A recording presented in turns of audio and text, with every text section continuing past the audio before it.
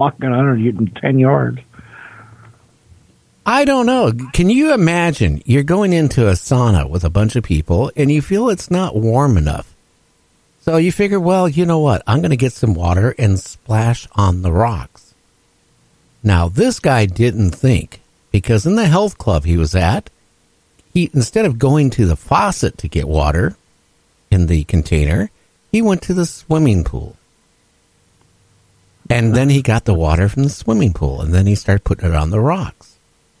He almost killed everybody in that sauna. In fact, everybody in that health club. Because what happens when you take chlorine and mix it? You create mustard gas. Yeah, I was just thinking that. I know it creates some kind of gas. It would be, something like mustard gas. Anyway, you're putting it on.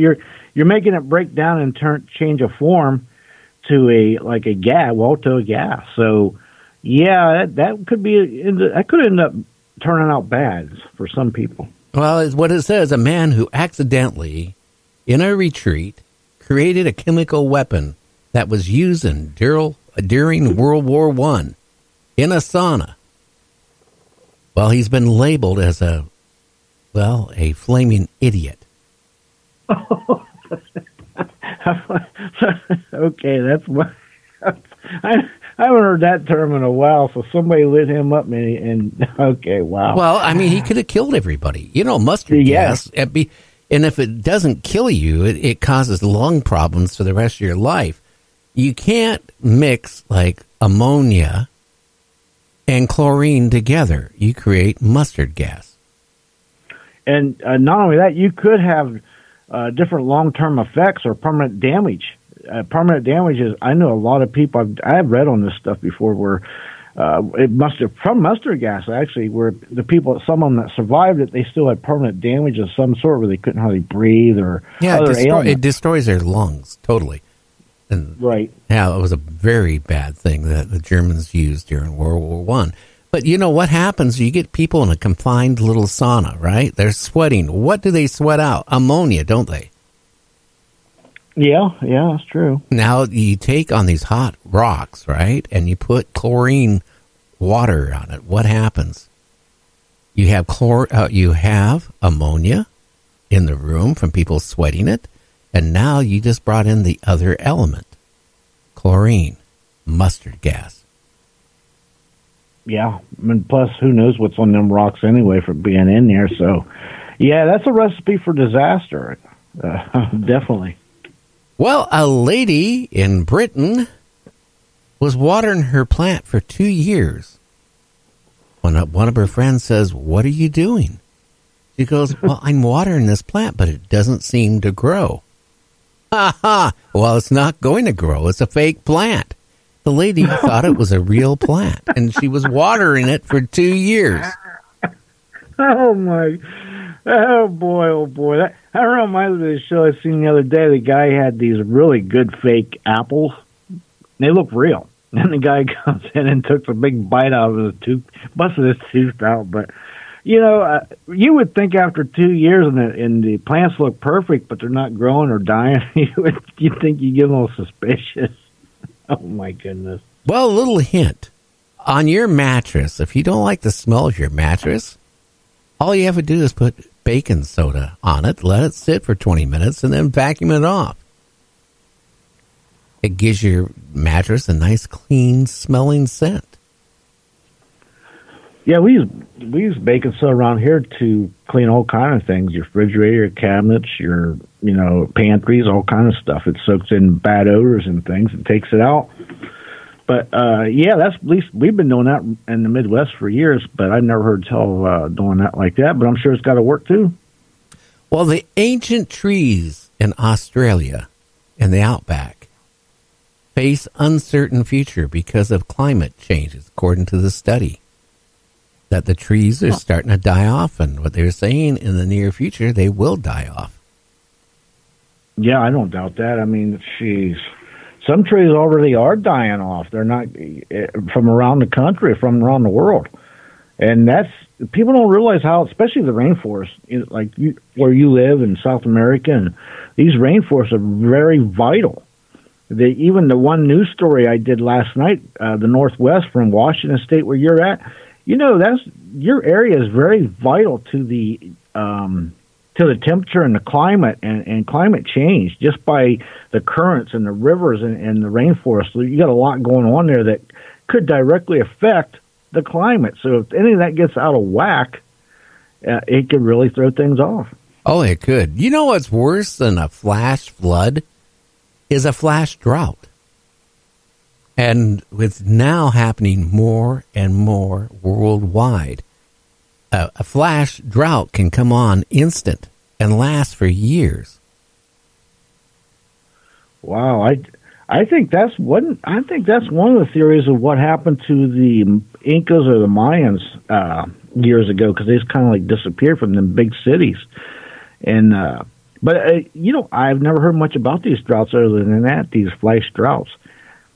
Interesting. Well, we got the Earth warming changes. Russia had the warmest temperature in recorded history going on.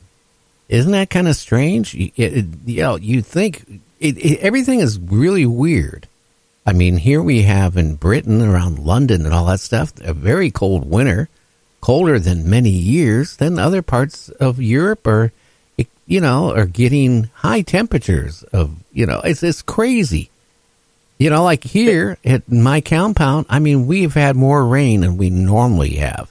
I mean, it's like a everyday thing where you could just, fill up a swimming pool each week. I do the weather every day on here, and every day I look at the weather map. It is almost the same on the coast of Washington and Oregon. It's green. It's rain. I don't know. You guys ever get any sun out there? Yeah, we get like 2-3 months of sun. Okay, I'm just curious. I don't know. It could be worse. Look at people living in the Midwest that get, feet and feet of snow every year. And then when they shovel it all off, then more comes. I don't know. It just depends. And tornadoes and stuff. Of course, we did have one of those last year for the first time in history, at least recorded history. Well, Ocean Protection Plan for, defending California coast is now being considered by the governor and the cabinet and the Senate. They're trying to figure out what they have to do because of the rising seas, and they have to shore up the public access areas and building, some type of protection for the coastal economies, because it's going to affect. Yeah, it's going to affect. Definitely going to affect. I often worry, and you've said before too, about these coastal economies and these states and the people who live on them. Someday they might not be there. Yeah, and that could happen. Again, there's been a lot of mini earthquakes going on. Oh, yeah. And actually mountains, under the sea mountains collapsing here on the West Coast. I don't know if you realize that, but that's been going on here just recently. Well, yeah, you got the, what's it called, the chain of fire or the ring of fire. Well, we have there's a couple major faults here that are out in the ocean, and if any one of those go, it would cause a huge, massive earthquake. Let alone, I tell you what, I wouldn't want to be a couple miles from the beach when that water comes in. Yeah, you're going to get a huge, probably tsunami, and that's. Again, if you're on the beach and you see the ocean going the opposite direction, that's a bad sign. Well, you can always do what like a lot of these people do, just stand around and watch, and then all of a sudden freak out when it starts coming back at 100 or 200 or 300-foot wave at you. Wow. Listen, a 200-foot wave, you know how much water weighs? That's 8 pounds a gallon. You know how many millions of gallons that is? When that hits you, that would just crush you. Not to mention what's left of you would put you out. Lord knows how far inland. You'd be all mangled up and dead and drowned, that's for sure. Yeah, well, considering cars and boats and everything ships would be coming in too, wouldn't they? Everything. It'd be all one jumbled up gumbo soup. Well, most California cities are refusing to retreat from the sea. But one town off the coast of California is figuring out they might have to move farther from the ocean. And that is Monterey, California. Oh, really? That's a big town. It's been popular. I've heard of that for years. They're going to have to move. That's a new one. Well, they're considering it because they realize the sea levels are going to start, affecting them. And when it does start, it's going to be a big shock to people because it's going to be, here one day and the next day, all of a sudden it's coming in and it's going to come in more and more. Yeah, and plus, on top of that, you got the San Andreas fault there. It runs right up through California. Someday they've been saying that's going to fall off or drop or shift or something for years. I know. This is a matter of time, isn't it? It's like playing craps. One day you just lose. One day you might win. I mean, we're about ready for something major. And that, right now, I'll be honest with you, if it happens now while this pandemic, whatever is going on, okay, the virus is starting to hit, the world economy won't simply be able to handle it. No, not at all, because it's a chain reaction. It affects every aspect of your life, from trucking to the pandemics to the economy. It's all connected. Believe me, it will affect it all. Well, 1/10 of all active and abandoned oil gas wells in northeastern BC, that's British Columbia, are leaking. Wow. And that's leaking in the groundwater, leaking. That's very bad. And this has actually been going on since the 60s, but now it's gotten really bad. That is scary. That stuff like that, boy, oh boy. Where do you go with that? I don't know. I can tell you one thing. With 30,000 surveys, researchers build the go to the data set for a smallholder farms. These are farms that are designed in case something drastically happens to our environment that will be able to support small groups of people. Huh. That sounds like in case, what hits the fan, they've got a plan or something.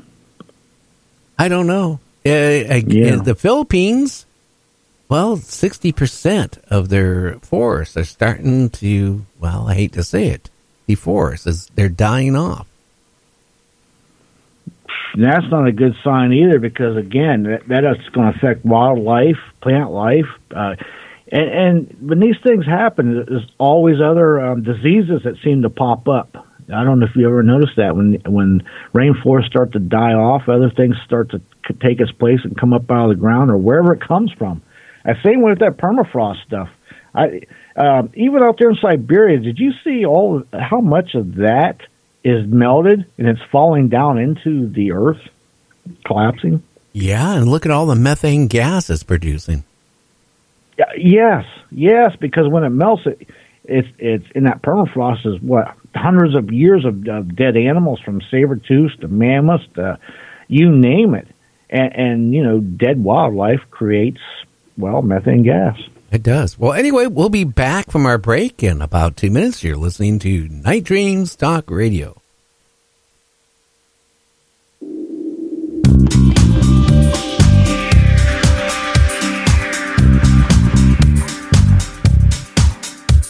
You thirst for some significance of the both dimensional kind. You enter a realm of spirit, of sight and sound and mind. Your radio is a cosmic doorway and your psyche begins to spark. When you tune in to Gary and the Sun and Night Dreams After Dark.